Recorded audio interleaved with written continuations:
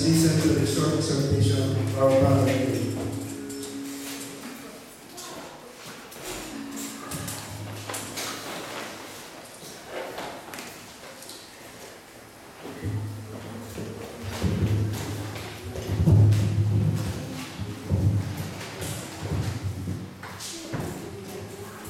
Di ba po ba napakasarap magpuri sa atin, Panginoon? Amen. Saglit lang.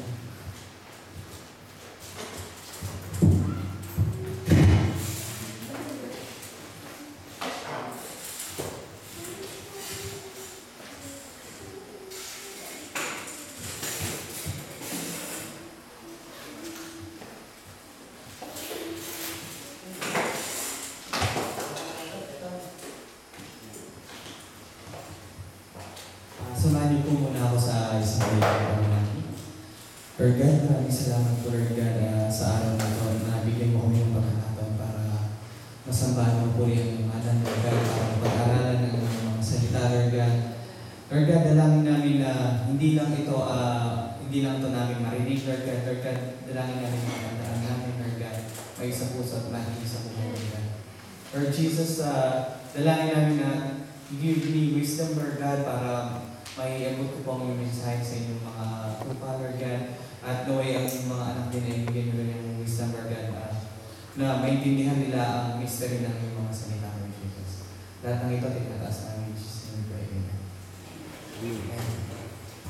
Ang ating topic for today is what gets you most excited?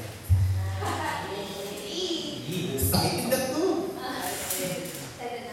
First, yung titles natin is what gets you most excited? Is it sports? Games? Games? Yun, going home? Games. Trabaho, sweldo, diba? O iPad, iPhone, cars, DSLR, yan. Naku, dyan ako excited. Or movies. Nanonood ng The Avengers. Excited ba kayo dyan? Avengers with friends? Exciting ba yan? Exciting ba with family? Or the most exciting part is with your boyfriend or your girlfriend?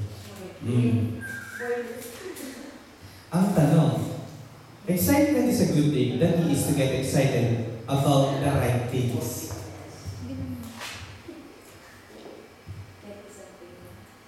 Then, and the scripture says to get most excited about God, we are to delight in Him, we are to enjoy Him, we even taste, see that He is good. God wants you to experience Him and let Him meet your needs. Diba? Kapatunayan ko yan, sabi ng 1 Timothy 6:17, as for the rich in this world, charge them not to be proud and arrogant and contemptuous of others, nor to get their hopes on uncertain riches, but on God, who richly and ceaselessly provides us with everything for our enjoyment. Naitanong niyo ba yan itanong ko yan sa sarili ko akala ko ba, Lord, binibigay mo lahat for us to enjoy dito sa mundo? Babalikan ko yan mamaya. Malaking katanungan sa buhay ko yan kasi may mga times na naisip mo na sa buhay mo na bakit yung iba ganun? Bakit yung iba blessed? Bakit ako hindi? Explain ko yan mamaya. Bakit sila may boyfriend, may girlfriend? Bakit kami single? Bakit sila may asawa? Oo, ganun yun. Diba? So, ang ating key scriptures for today is Psalm 37:4. Take delight in the Lord and He will give you the desires of your heart. Medyo masarap pakinggan mo. Lambda. Delight, explain muna natin what delight means. Baka kasi ako mismo hindi ko na-gets yun muna eh. It means to take great pleasure, to satisfy greatly, or to please. Our aim for today is to know the right things about that we should get excited. there are things that we should get excited about. Kasi, di ba, na-excite tayo kung saan-saan eh. Na-excite tayo sa trabaho, sa sweldo, ayan, doon tayo excited. Pero yun ba ang tamang bagay kailangan tayo may excited? Yung key steps, sabi nga ng Psalm 37:4 is, delight yourself in God. So how do we do it? Praise Him. Praise Him, no? Serve Him. Ano yung pinaka-basic? Pinaka-basic. Siyempre, we need to talk to Him in prayer. Nakalay! Sorry, hindi ko narinig eh. Mag-hover muna ako mamaya. Siyempre, we need to talk to Him with prayer. Then, we need to read His Word. Kasi diba, bakit dati, Lord, sinasabi mo, nangungusap ka with dreams. Pero ngayon, nandiyan na nga yung Bible. If you need answers, you need to read His Word. Para malaman mo kung anong purpose niya sa buhay mo. Sharing Him with others. Yan, nagagawa ba natin ito? Yes. Seeing Him in everything. Nakapampangan to eh. Excited kasi ako ngayon. Oh my gosh! Seeing Him in everything, in His creation, nakikita mo ba si God sa katabi mo? Sa labas? Sa katabi mo, parang ayaw mo na. Nakikita mo ba yung glory ni God sa other people? Or, tsaka kailangan makita mo siya sa lahat ng experiences mo. Even though it's good, even though it's bad, even though it's worse, nasa bilid ka ng kahirapan or sobrang hirap, you should say in all of your experiences. Medyo, ano lang to eh, brief lang tong talk na ito eh, itong exhortation. Super short lang. Diba sabi niya, Psalm 37:4, delight in the Lord and He will give you the desires of your heart. Diba parang naisip niya na, wow, kapag pala nag-delight ako sa Panginoon, gagawin niya na pala lahat ng desires ng puso ko. Sometimes may mga tao na nami-misinterpret nila ito. Diba, sabi ko kanina nung una is, God will give us everything for us to enjoy. Diba? It is not interpreted as a promise that God will give you whatever you want. It doesn't mean like that. When you are obedient to His Word, you will discover that His love and desire for you will become your own heart's desire in loving and serving Him. Unti-unti magbabago yung when you get close to God, pag lalo ka lumalapit sa Kanya, when you come to know Him more, nag-iiba yung priorities ng heart mo eh. Nag-iiba yung desires ng puso mo eh. Lalo ka lumalapit sa, imbis na yung goal mo is, for example, ako yung goal ko dito nung pagpunta ako sa London. Ano gagawin mo sa London? Ano pang gagawin mo? Eh, siyempre magpapayaman. Parang, ganun. Kasi, honestly, ganun yung naging aim ko pagpunta ko dito eh. Pero, hindi yung priority natin sa buhay eh. Hindi po ba? Then, delighting in the Lord changes your life as it shapes your goals and dreams to conform God's will and glorifies Him. Unti-unti, the more na nagiging close ka sa Kanya, the more na nagsiserve ka sa Kanya, the more na nagiging intimate yung relationship mo sa Kanya, wala kang ibang iniisip. Sa naalala ko nga yung story ni Pastor eh. Di bali nung mag-outreach, yung maglalakad siya pagkalayo-layo at pupunta siya kung saan ng matagal para makapag-outreach lang siya. Tapos yung puso niya is overjoyed kasi nagawa niya yung task na binibigay ng Panginoon sa kanya. Then, sabi ko sa inyo, brief lang. Sobrang brief lang nito kasi gusto ko lang i-share yung life experiences ko dito sa London. Kaya napili ko tong exhortation nito kasi na-strap yung puso ko eh. Sobrang napaisip ako, sabi ko sa Panginoon, sabi ko sa Kanya, bakit ganun? I thought, sabi mo, you give richly all these things for us to enjoy this life. Pero, as I go, pagtagal-tagal ko dito sa London, habang tumatagal, nag-iiba yung puso ko sa Kanya. The more na I grow sa yung love ko sa Panginoon, the more na naging intimate yung relationship ko sa Kanya, the more na nagdi-delight ako sa Kanya, the more na nararamdaman ko yung presence niya sa buhay ko. Nag-fade away yung moment na, London, magpabayaan ko na ako dito buhay. Nag-iiba. Yung sabi ko dito, nung pagdating ko dito is, sabi ko, start na to. Bye-bye music ministry. Bye-bye guitarist. Bye-bye serving Lord.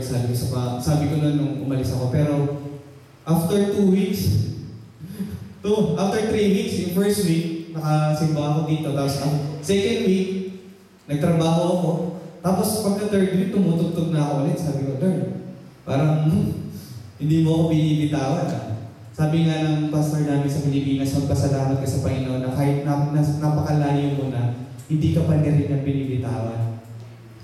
Habang tumatagal, sabi ko sa sarili ko, as I delight in Him, habang sobrang nagiging intense yung nararamdaman ko para sa Panginoon, parang yung priority natin, yung desires natin, nag-iiba, di ba? Parang yung desires natin sa mundo, na makuha natin yung makakuha tayo ng bahay, magandang trabaho, magandang ganito, ganyan. Habang tumatagal, nangyayari, yung gusto natin is mag-serve, mag-delight sa Panginoon. Nag-iiba yung priorities natin sa life.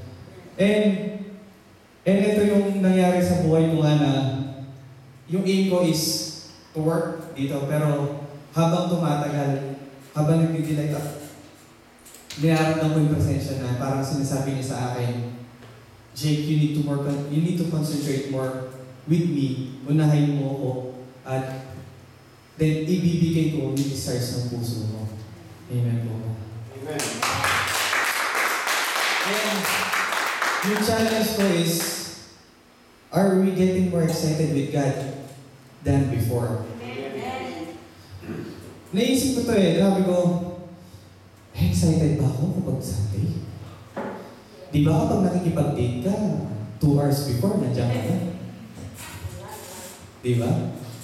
Ayoko sabihin ito kasi masasaktan din ako kasi sasaktan din ako valedictorian din ako dito Kasi di ba parang naisip ko, sabi ko, ito ko ba to?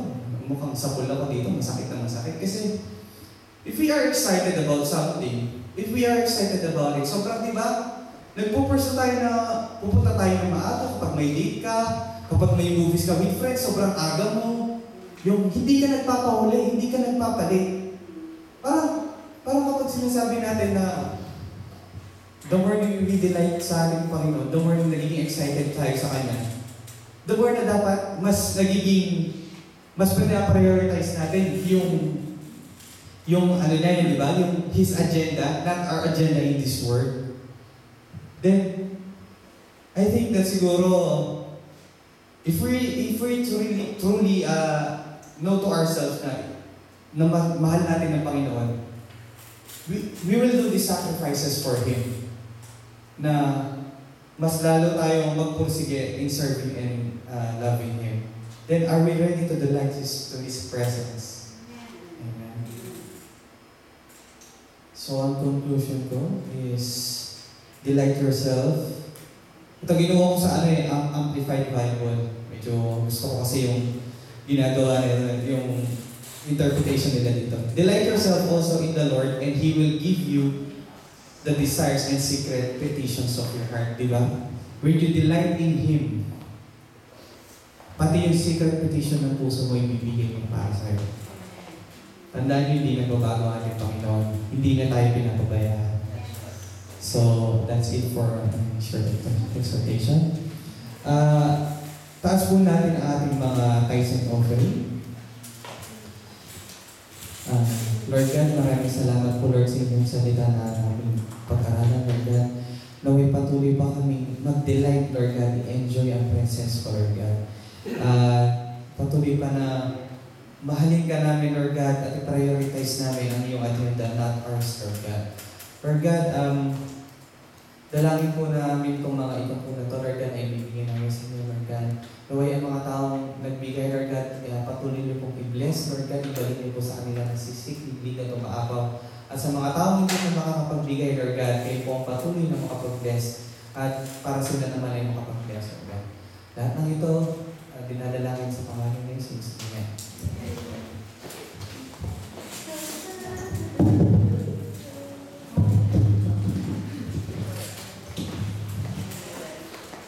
Okay bro, maraming salamat. Let us all stand.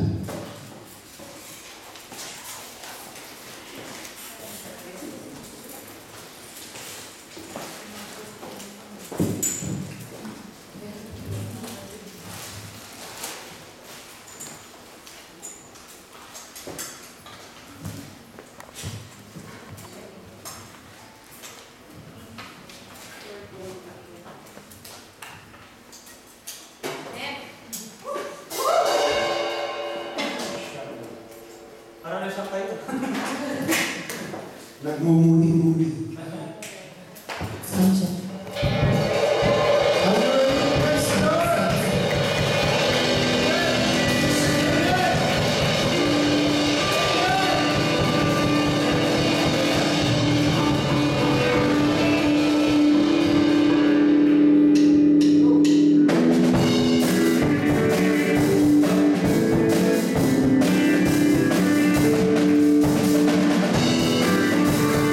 Praise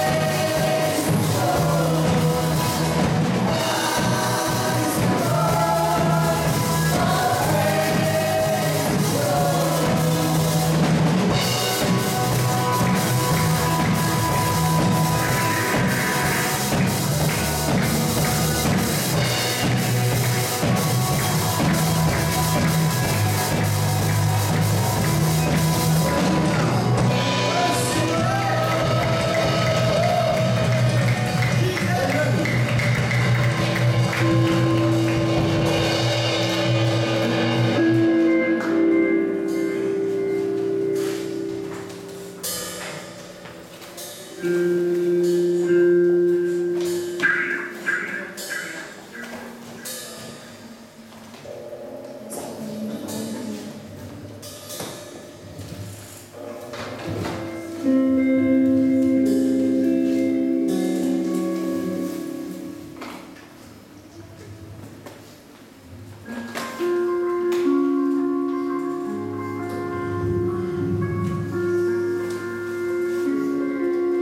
prepare ourselves.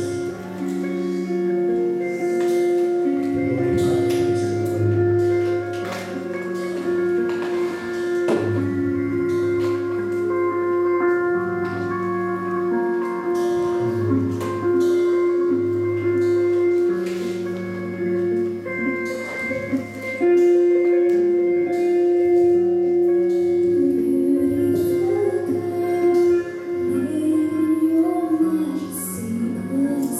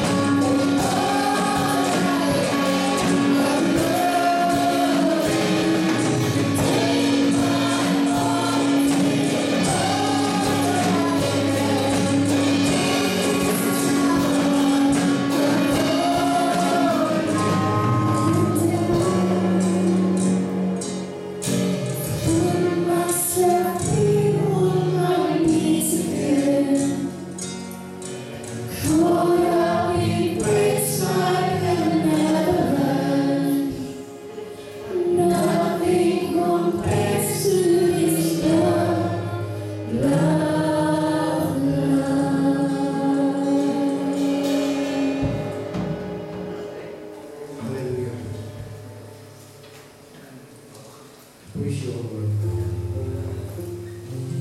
Let us feel the presence of the Lord.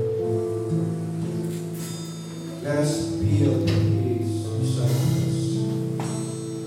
O Lord, as you have said, one or two, to gather in your name, you are in the middle of us.